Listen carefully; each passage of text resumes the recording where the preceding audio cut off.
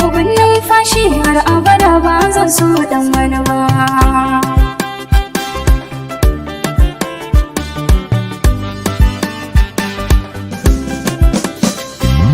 Da na ji sautin muryar ka a kunne ina da jin daɗi, da na shigo taron mata sai kaina yadda da yin faɗi. Kamar ka babu a cikin duniya kuma na ga akwai faɗi. Rashin ka ciwo ne in na yi rashin ka ba zan kula dan wani ba.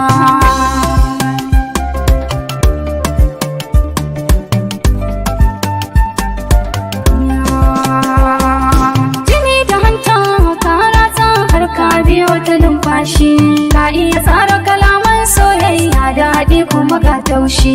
Garin masoyi baya nisa gane gari na manumfashi, duka kalamai na kai zan yi wa amma ba dan wani ba.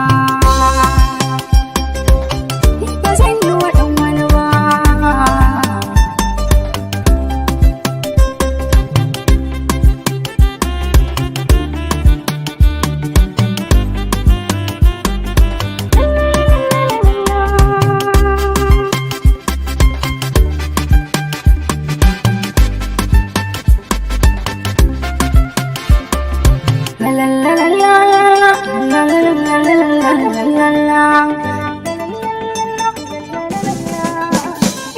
Wasu sun ce na ce wai haka ne, daga kanka na fara wai ni ya take ne.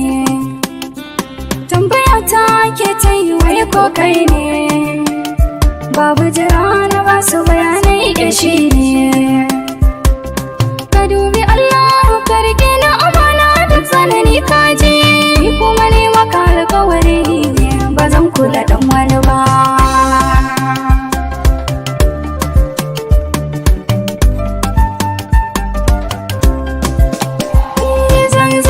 Tare da kai asalin ƙauna, domin kai ne ka fahimci bayanina.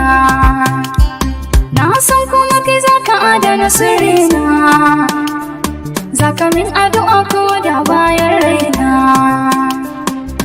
Wallahi ka yi mun komai tun da dai ka furta kana sona. Je gida in ce kai zan aura amma ba dan wani ba.